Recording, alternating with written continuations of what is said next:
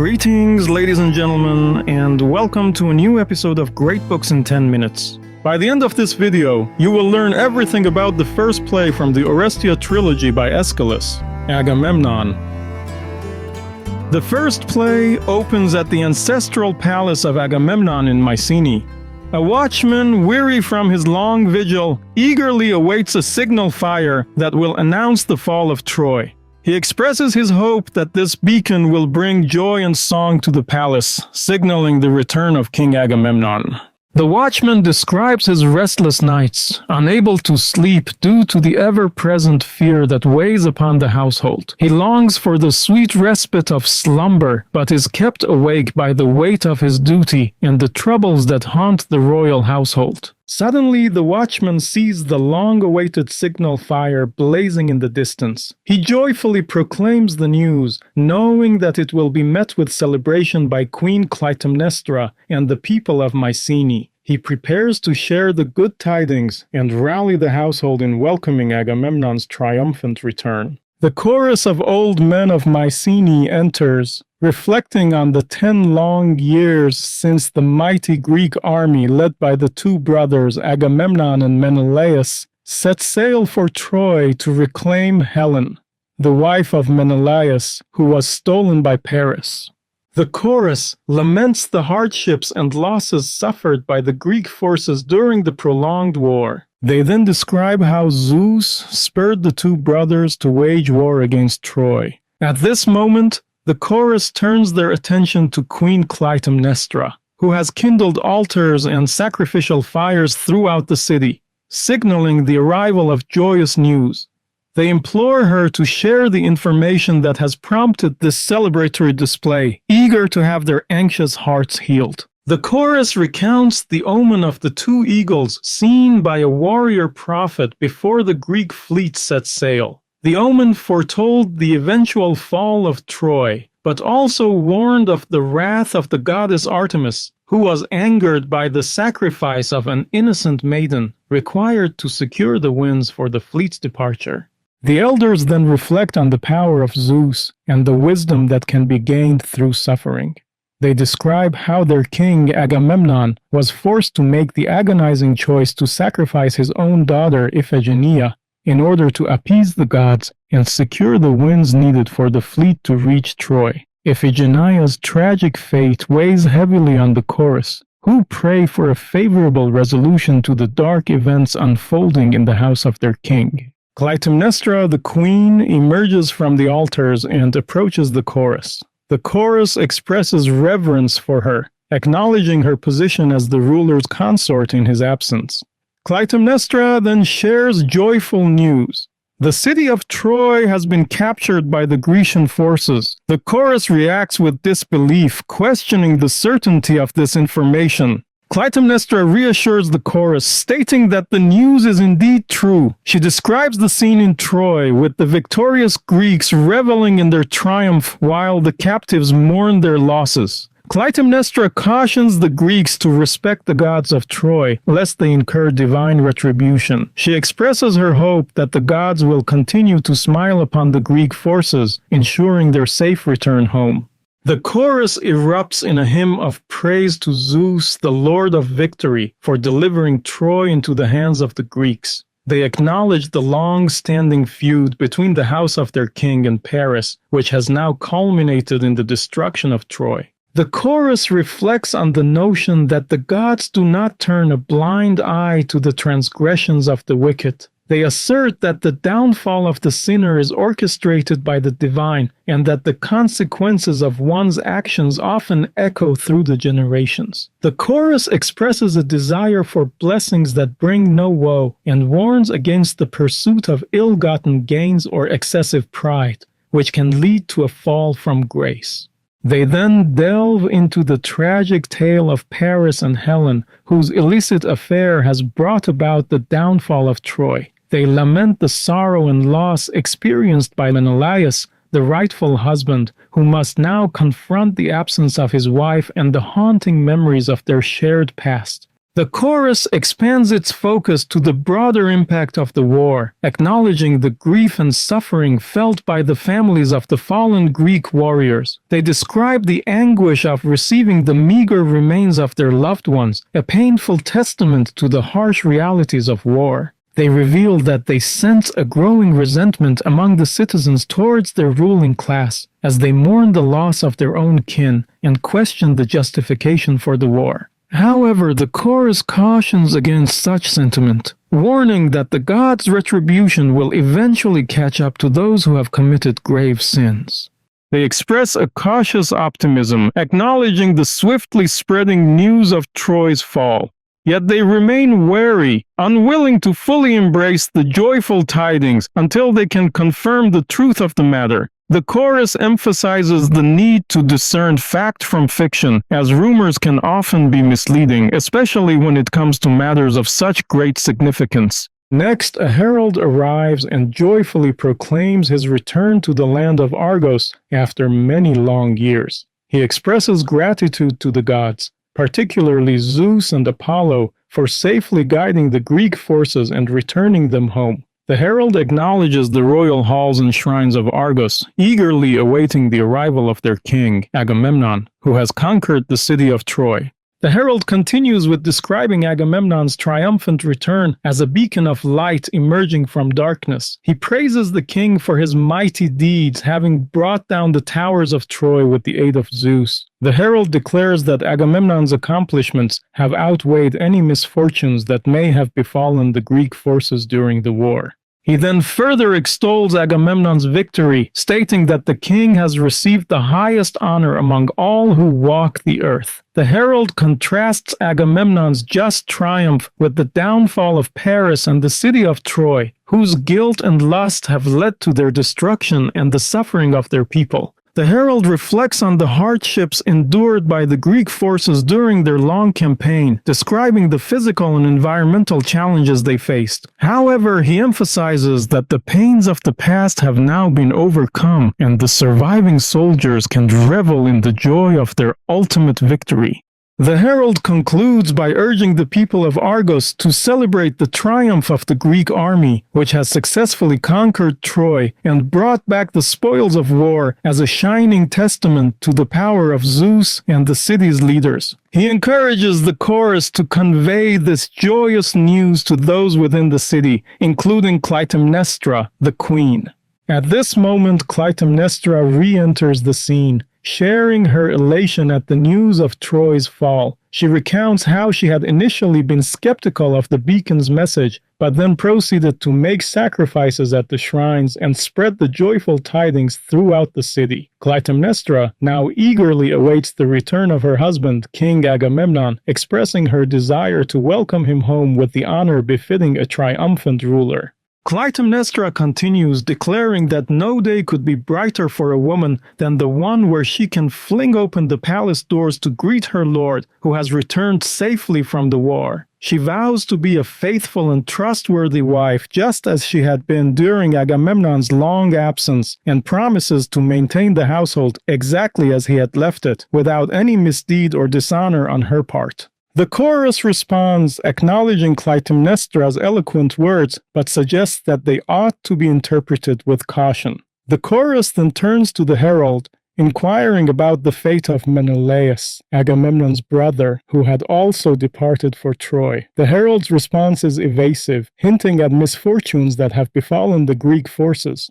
The herald explains that he does not wish to mar the joyous occasion with tales of woe. He states that it would be unwise to burden the people with news of the hardships and losses suffered by the Greek army during their return voyage. The herald only briefly mentions the storms and shipwrecks that decimated the fleet, yet he assures the chorus that his own ship managed to safely make it back to Argos. The herald continues his account, describing the harrowing journey home and the anguish of the surviving soldiers, who fear that their comrades have perished. He expresses hope that Menelaus may still be alive, and if so, he will surely make his way back to Argos. The herald concludes his narrative, leaving the final fate of Menelaus uncertain. The chorus reflects on the disastrous consequences that Helen's abduction has brought upon Troy and the entire Greek expedition. They lament the suffering and death that resulted from her elopement with Paris, acknowledging that Zeus has meted out divine retribution for the violation of hospitality and the household's honor.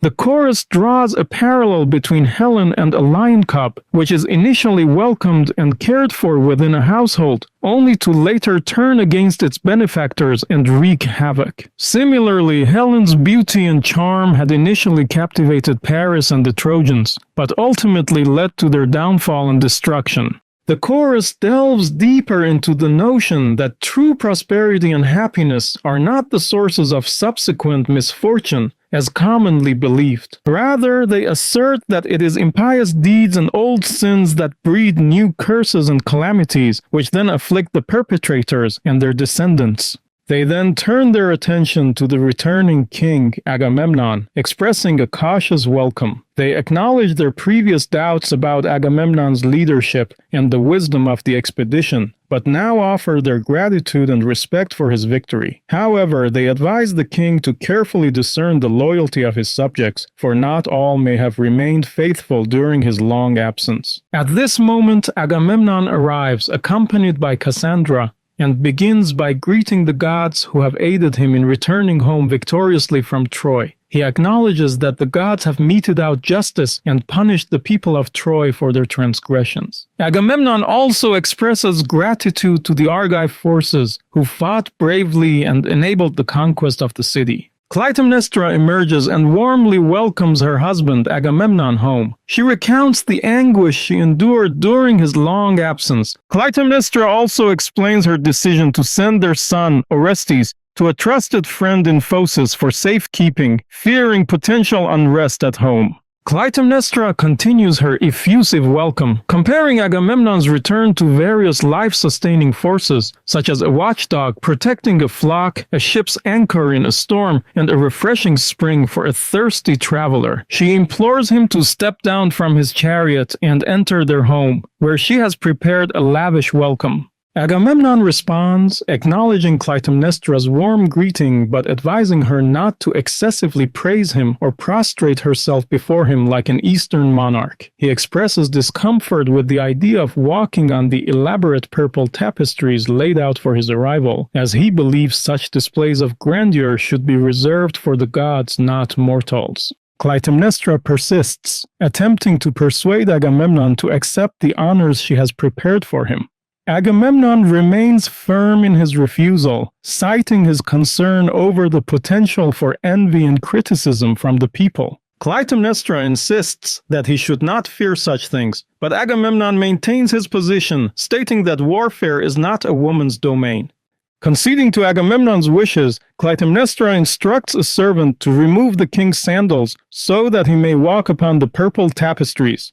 Agamemnon relents, acknowledging that he must now acquiesce to his wife's desires. He also directs the servants to treat the captive Cassandra, who has accompanied him, with kindness and respect. Clytemnestra continues her lavish praise of Agamemnon, comparing his return to the rejuvenating warmth of the sun and the cooling breeze that brings relief from the summer heat. She expresses her gratitude to the gods for his safe return and prays that Zeus will fulfill her wishes, whatever they may be. The chorus expresses a sense of foreboding and unease, as if a dark vision or premonition weighs heavily on their hearts. They acknowledge that their confidence has been shaken, and they can no longer easily dismiss the ominous feelings that have taken root within them. The chorus reflects on the joyful return of the Greek fleet to their homeland, yet they cannot shake the boding song that seems to echo in their minds, warning them of some impending doom.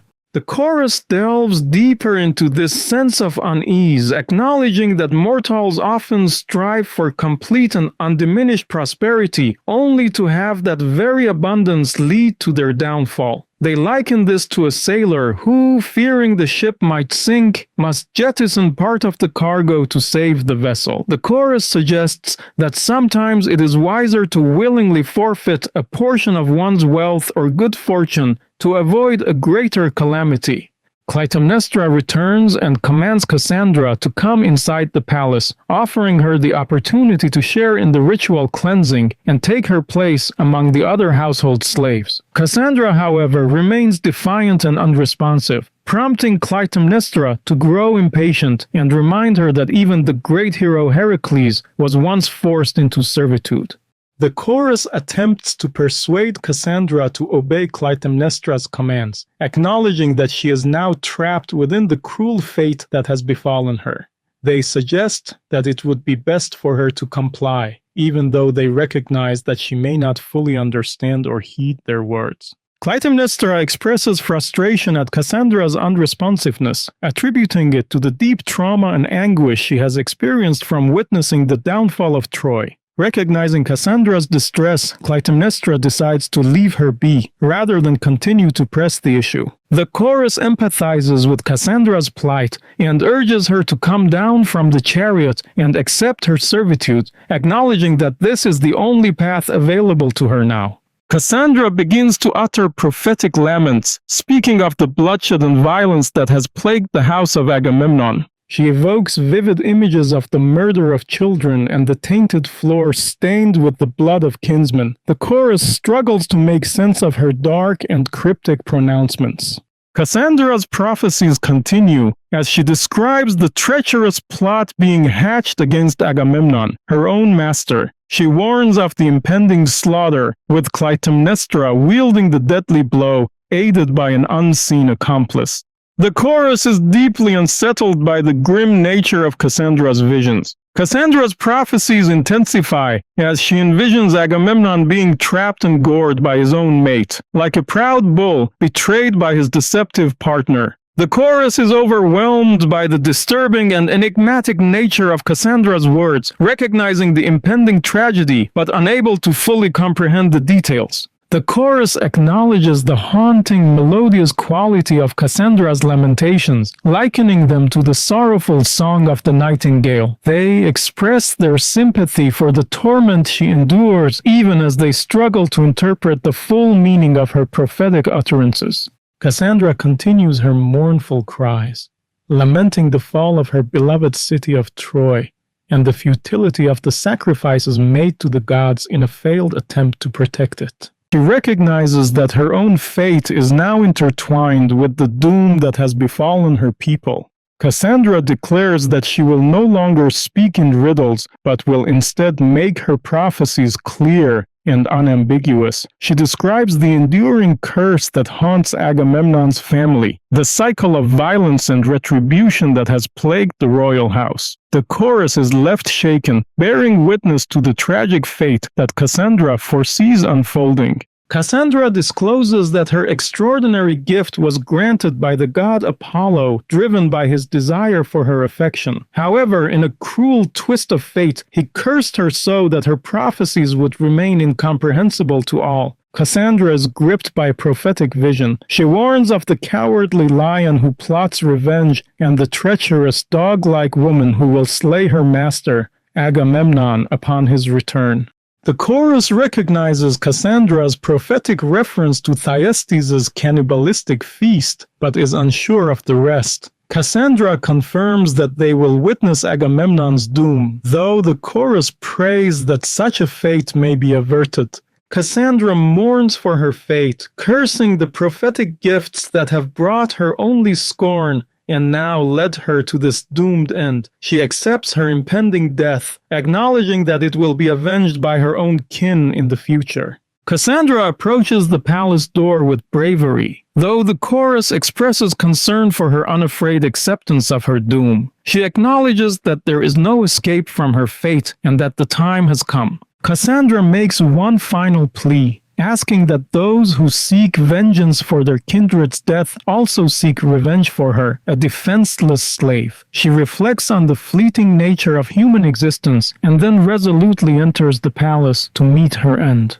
The chorus reflects on the fleeting nature of human satisfaction and prosperity, noting that even those who have achieved greatness and conquest, like their lord Agamemnon, are not immune to the possibility of a tragic downfall. They caution that the cries of past bloodshed may demand further retribution, warning that Agamemnon's boasting of his triumph may be short-lived. Suddenly, a cry of mortal agony is heard from within the palace, and the chorus members debate how to respond. Some suggest loudly calling for aid from loyal Argives, while others propose taking immediate action to confront the perpetrators and uncover the bloody deed.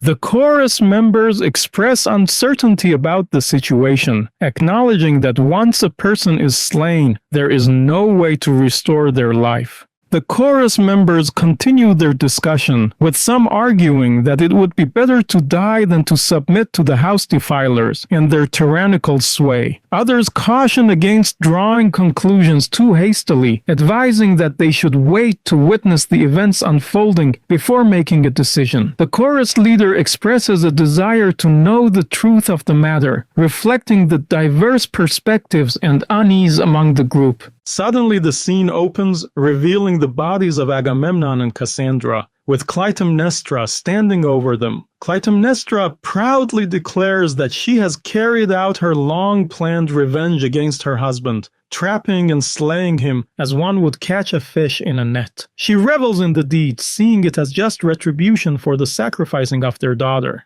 The chorus expresses shock and horror at Clytemnestra's bold proclamation, asking what deadly spirit has possessed her to commit this heinous act against her own husband, the king. They condemn her as accursed and forlorn, destined to face the hatred and scorn of the people. Clytemnestra defends her actions, arguing that the chorus had remained silent when Agamemnon sacrificed their daughter, but now condemns her for avenging that crime. She declares her willingness to submit to the people's judgment, confident that if the gods are on her side, she will prevail. Clytemnestra continues her defiant justification, revealing that she has a new lover, Aeschylus, who will now share her throne and provide her protection. She mocks Agamemnon's infidelities with the captive seer Cassandra, whom she has also slain. The chorus laments the tragic fate of Agamemnon, the once gracious king, who has now been slain by his own wife. They draw parallels to the origins of the Trojan War, regretting that the blossom of Helen's sinful actions has borne such bitter and bloody fruit. They then liken Clytemnestra to a grim raven-like demon, exulting over the crime she has committed. Clytemnestra acknowledges the accuracy of their comparison, seeing the bloodlust and vengeance that has long plagued her family's history. Clytemnestra argues that she is not the true murderer, but rather the avenging fury that has been sent to punish Agamemnon for his own crimes, particularly the sacrificing of their daughter Iphigenia. She sees her actions as just retribution. The chorus bemoans the ruination of the royal household, feeling powerless to prevent the unfolding tragedy. They question who will now perform the proper burial rites for the fallen king, lamenting that Clytemnestra, his murderer, is the one who will oversee his interment. Clytemnestra declares that she alone will see to Agamemnon's burial, and that his daughter will be the one to greet him in the afterlife. The chorus acknowledges the endless cycle of sin and vengeance that plagues the royal house, asserting that justice will eventually be served. Clytemnestra appeals to the powers that govern her family's destiny, praying that the curse and bloodlust that has long afflicted her household will now be lifted by her final act of violence. She expresses her hope that the cycle of murder will finally be broken. Next, Aeschylus, Clytemnestra's lover and accomplice, enters, hailing the dawn of his rightful vengeance. He boasts of his role in orchestrating the murder of Agamemnon, recounting the long-standing feud between their families and how his father was wronged by Agamemnon's father. Aeschylus claims he has now taken his just revenge, finally restoring justice to his lineage. The chorus responds with scorn, warning Aeschylus that his arrogance and evil deeds will not go unpunished, and that the people's wrath will eventually be turned against him. Aeschylus dismisses their threats, asserting his power and authority over the commoners, and threatening to subdue them with harsh measures if they dare to defy him. The chorus continues to taunt Aegisthus, calling him a cowardly man who hid behind Clytemnestra's skirts to carry out the murder, rather than facing Agamemnon himself. Aegisthus angrily retorts, warning the chorus that their defiant words will soon turn to tears, and that he will swiftly bring them to heel under his tyrannical rule. Aegisthus boasts of using Clytemnestra's cunning to aid in the plot, claiming that his own involvement was limited due to suspicions against him. He declares his intention to rule the citizens with an iron fist, threatening to imprison and starve any who dare to resist his authority. The chorus defiantly calls for the return of Orestes, Agamemnon's son, to avenge his father's murder. Clytemnestra intervenes, calling for an end to the bloodshed and violence. She advises the chorus to depart in peace rather than provoking further retaliation. Aegisthus angrily denounces the chorus for their insolence, but Clytemnestra dismisses his concerns, asserting that she and Aegisthus will now rule the palace without hindrance. The play concludes on this ominous note, as the cycle of violence and retribution appears to continue. Your support is crucial in helping me to create further episodes. To contribute, kindly consider becoming a member, liking, sharing, and subscribing to the channel. For those inclined to donate, secure links are provided in the description box. Thank you sincerely, and see you in the next episode.